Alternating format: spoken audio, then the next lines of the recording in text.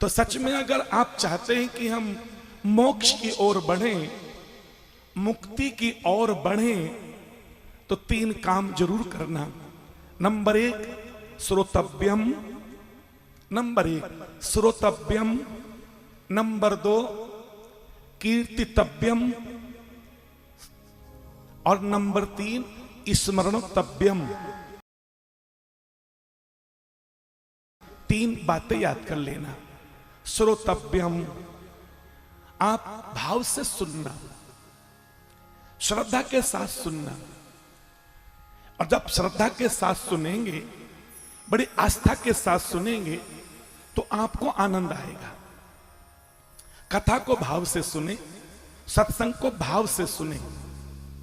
कथा कैसे सुनी जाती है, कथा का क्या नियम है, किस विधि के साथ सुनी जाती है, वो सब आप जानकारी प्राप्त करेंगे। श्रोतव्यम और कीर्तितव्यम, भगवान के नाम का कीर्तन करें। और स्मरणतव्यम, फिर उसका स्मरण करें। हमने क्या सुना है, तो एक स्मरण, एक भगवान के नाम का कीर्तन और एक भगवान की कथा को सुनना। अच्छा, गुरु जम्बेश्वर भगवान ने शब्दवाणी में 2 चीजों पर बड़ा बल दिया है। एक देखने पर और एक सुनने पर। 133वें शब्द में कहा है देखा, अदेखा, सुना और असुना। हमारे बहुत इंद्रियां आप सब जानते हैं, लेकिन जो मुख्य इंद्रिय हैं वो 2 हैं जो विशेष काम करती हैं, जिनकी विशेष भूमिका हम सबके लिए है। एक आंखों की और एक कानों की। ये 2 मुख्य हमारे इंद्रियां सभी अपना अपना काम कर रही हैं। हम एक के बिना भी अधूरे हैं। लेकिन हाँ, अगर कुछ मुख्य काम कर रही हैं, यदि हम कुछ बहुत अच्छा बनना चाहते हैं, बहुत अच्छा देखना चाहते हैं, तो जो वैष्णव होते हैं, जब बहुत पवित्र होते हैं, जब बहुत शुद्ध होते हैं, जो बहुत निर्मल होते हैं, उनके लिए 2 चीजें बहुत अच्छी हैं। एक वो बहुत पवित्र देखें और एक वो बहुत मंगलमय सुने। ये 2 चीजें उनके लिए हैं। उनकी आंखें पवित्र हैं और उनके कान पवित्र हैं, तो मैं सच कहता हूं उनका जीवन पवित्र हो सकता है, उनका जीवन निर्मल हो सकता है। आप अपने इस नेत्र इंद्रिय को पवित्र करें। और गुरु महाराज जी ने तो बड़े भाव से कहा है कि देखा अदेखा, कुछ पवित्र ना हो, अच्छा कुछ मंगलमय ना हो और कुछ शुभ ना हो, तो उसको मत देखना। देख भी लो तो अनदेखा कर देना। और सुना असुना, पहली बात तो कुछ ऐसा मत सुनना जो सुनने के योग्य ना हो, जो सुनने जैसा ना हो। और सुन लो तो उसको अनसुना कर देना, उसको सुनकर भी अनसुना कर देना। और निरंतर स्मरण को बढ़ाते चले जाना, भगवान के भजन को बढ़ाते चले जाना। आपका जीवन धन्यता से भर जाएगा। इस कथा में मैं 3 चीजें आपको कहूंगा। एक तो कहूंगा एक्टिविटी, दूसरा कहूंगा रिएक्टिविटी और तीसरा कहूंगा कनेक्टिविटी। आप एक्टिविटी को अपनाइए, आप एक्टिव होइए अपने जीवन में।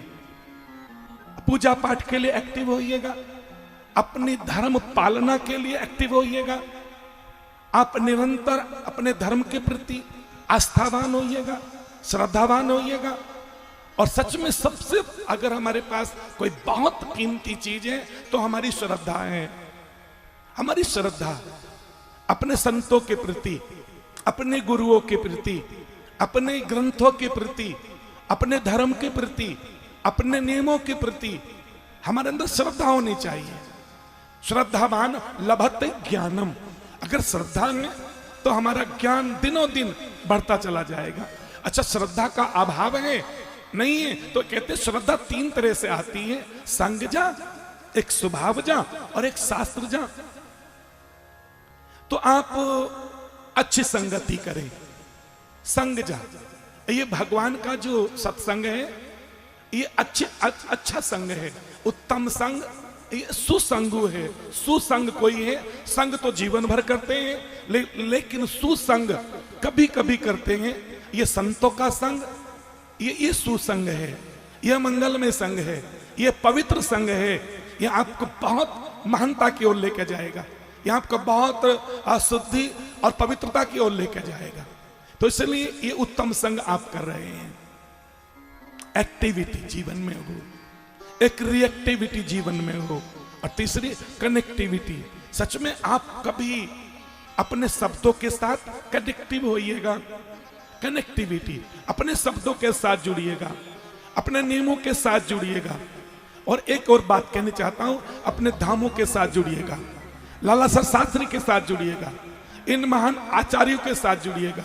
और एक बात और कहता हूं, आप आस्था के साथ जुड़िएगा, इनसे कनेक्टिव होइएगा। आप अपने समाज के साथ जुड़ के रहिएगा। आप इन ग्रंथों के प्रति, अपने गुरु मंत्र के प्रति आप कनेक्टिविटी को अपनाइएगा, आप जुड़िएगा। और जब आपके कनेक्टिविटी बहुत मजबूत होगी, आप जुड़े रहेंगे। कई लोग जुड़े नहीं हैं, जुड़िएगा, धर्म के साथ जुड़िएगा।